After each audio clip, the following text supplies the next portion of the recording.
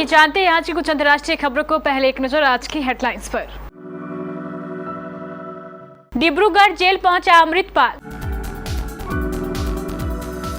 केदारनाथ में बड़ा हादसा, हेलीकॉप्टर की चपेट में आने से यूकाडा के फाइनेंशियल कंट्रोलर की मौत। पुंछ हमला, आतंकियों ने मिलिट्री ट्रक पर स्टील बुलेट दागी।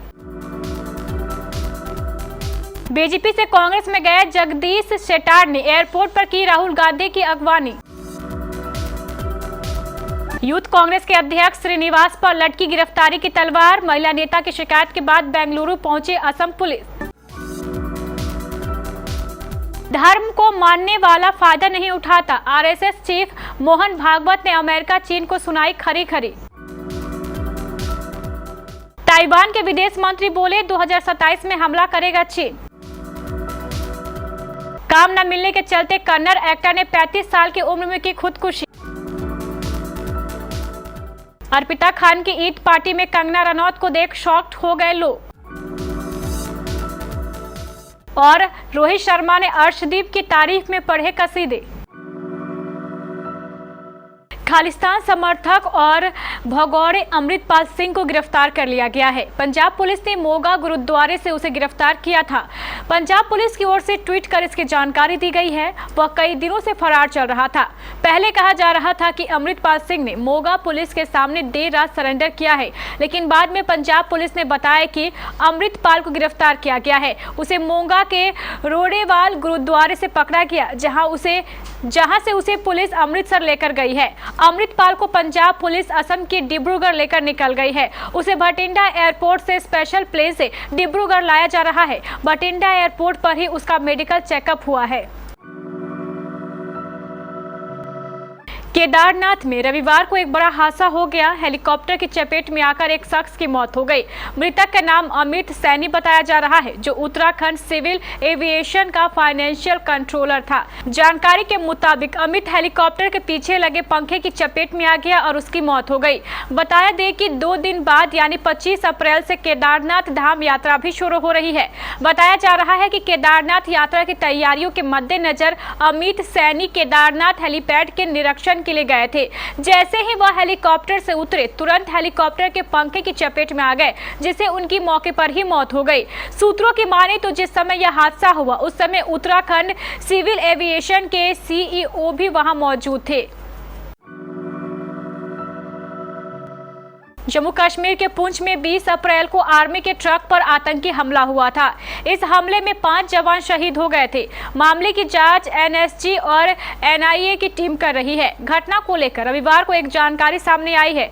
न्यूज एजेंसी के मुताबिक आतंकियों ने ट्रक से जा रहे जवानों पर हमले के लिए स्टील कोर बुलेट्स का इस्तेमाल किया। ये बुलेट्स बख्तरबंद ढाल को भेदने में सक्षम थी। माना जा रहा है कि भाटा धुरियान के घने जंगल वाले इलाके में एक स्नाइपर ने ट्रक को आगे से निशाना बनाया। उसके बाद अन्य आतंकवादियों ने ट्रक पर गोलियां बरसाई और ग्रेनेड फेंके। सैनिकों को जवाबी कार्रवाई करने का समय नहीं मिला।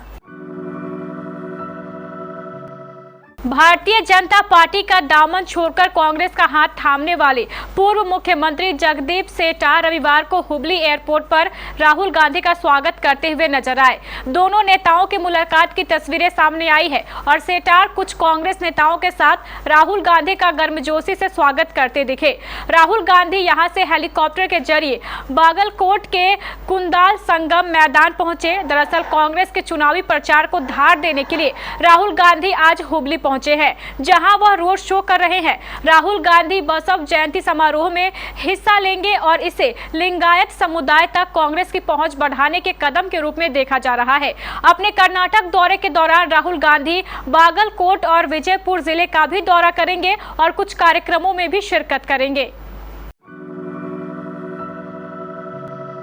असम पुलिस की एक टीम भारतीय युवा कांग्रेस के अध्यक्ष श्रीनिवास बीवी के चाचा के कर्नाटक स्थित घर पर पहुंची है। दरअसल असम यूथ कांग्रेस के पूर्व अध्यक्ष अंकिता दत्ता द्वारा श्रीनिवास के खिलाफ मामला दर्ज किया गया है और इसी मामले के सिलसिले में कर्नाटक पुलिस बेंगलुरु के बासवेश्वर नगर स्थित श्रीनिवास के चाचा आवास पर पहुंची। असम के संयुक्त पुलिस आयुक्त प्रदीप दुबे ने कहा, हम यहाँ मामले की जाँच करने के लिए आए हैं। हम श्रीनिवास बीवी के घर आए थे। चूँकि यहाँ कोई कोई नहीं था, इसलिए हमने यहाँ नोटिस चिपका दिया है। हम उनके मूल स्थान पर भी नोटिस भेज रहे हैं। हमने उन्हें नोटिस दिया है और उन्हें जांच अधिकारियों के सामने पेश होने और जांच की प्रक्रिया में सहयोग करने को कहा है। आरएसएस प्रमुख मोहन भागवत ने भारत सरकार की सराहना करते हुए चीन और अमेरिका को आड़े हाथों लिया। उन्होंने कहा है कि कुछ विकसित देश अपनी शक्ति का इस्तेमाल कर दूसरे देशों पर धाक जमाने की कोशिश करते हैं। पहले रूस ऐसा करके यूक्रेन पर धाक जमाने का प्रयास कर रहा था। इसके बाद अमेरिका ने इस पर अपना अधिकार कर लिया। अब लगता है कि चीन इस काम में अमेरिका से भी आगे निकल जाएगा। एक कार्यक्रम में संघ प्रमुख ने कहा, बड़े होकर बड़े देश क्या करते हैं? डंडा चलाते हैं। अमेरिका और रूस यूक्रेन को मोहरा बनाकर लड़ रहे हैं। ताइवान के विदेश मंत्री जोसेफ वू ने दावा किया है कि चीन उनके देश पर 2027 तक हमला कर देगा। चीन से लगातार मिल रही धमकियों के बीच वू ने शनिवार को एक इंटरव्यू दिया। इस दौरान उन्होंने कहा, हम चीन की मिलिट्री के खतरे को गंभीरता से ले रहे हैं। हमें लग रहा है कि 2027 वो साल होगा जब हम पर हमला हो सकता है। ताइवान इस लड़ाई के लिए तैयारी कर रहा है। उन्होंने ये भी कहा है कि ताइवान को उन्हीं के जैसे विचारधारा वाले देश ही चीन के हमले से बचा पाएंगे। यहाँ अपने जैसे विचारधारा से उनका मतलब ब्रिटेन और अमेरिका से है, जो ताइवान को सैन्य सहायता देते रहे हैं। एंटरटेनमेंट जगत से चौंकाने वाली खबर सामने आई है। भोजपुरी एक्ट्रेस आकांक्षा दुबे के बाद एक और लोकप्रिय स्टार ने कथित सुसाइड कर लिया है। कन्नड़ स्टार संपत जे राम का 35 साल की उम्र में निधन हो गया। मीडिया रिपोर्ट्स की माने तो 22 अप्रैल को एक्टर ने नेलमंगला स्थित अपने घर पर आत्महत्या की। संपत की मौत की खबर से पूरी कन्नड़ इंडस्ट्री में शोक की लहर है। मीडिया रिपोर्ट्स का दावा है कि संपत जे राम पिछले कुछ समय से काम न मिलने की वजह से परेशान चल रहे थे। इस वजह से तनाव में आकर उन्होंने खुदकुशी का कदम उठाया। हालांकि एक्टर के परिवार व दोस्तों की ओर से अभी तक इस मामले पर रिएक्शन सामने नहीं आया है। सलमान खान की बहन अर्पिता खान और उनके पति आयुष शर्मा ने शनिवार रात अपने घर पर ईद उल फितर पार्टी का आयोजन किया।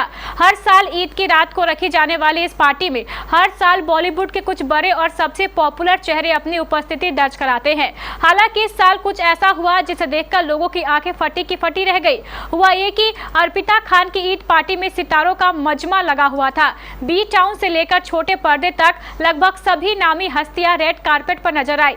इसी बीच जब गाड़ी बॉलीवुड की क्वीन कंगना रनौत उतरी तो सभी लोग शॉक्ड रह गए। कंगना ने मस्टर्ड कलर का अनारकली सूट पहना हुआ था, जिसके दुपट्टे हैवी वर्क वाला था। विंटेज हेयर टू के साथ कंगना बला की खूबसूरत लग रही थी।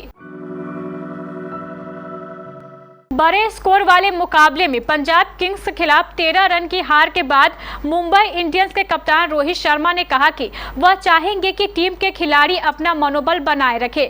पंजाब ने 8 विकेट पर 214 रन बनाने के बाद मुंबई को 6 विकेट पर 201 रन पर रोक दिया। मुंबई की टीम हालांकि 19वें ओवर के बाद अच्छी स्थिति में थी। जब टीम को जीत के लिए 16 रन चाहिए थे तो उसके 6 विकेट बचे हुए थे।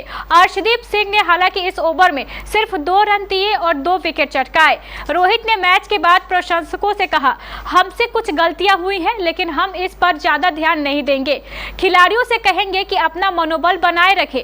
रोहित ने कहा, हमने अब तक 6 मैच खेले हैं और इसमें 3 जीते और 3 हारे हैं। टूर्नामेंट में काफी समय बचा है, हमें प्रतिस्पर्धी बने रहने की जरूरत है।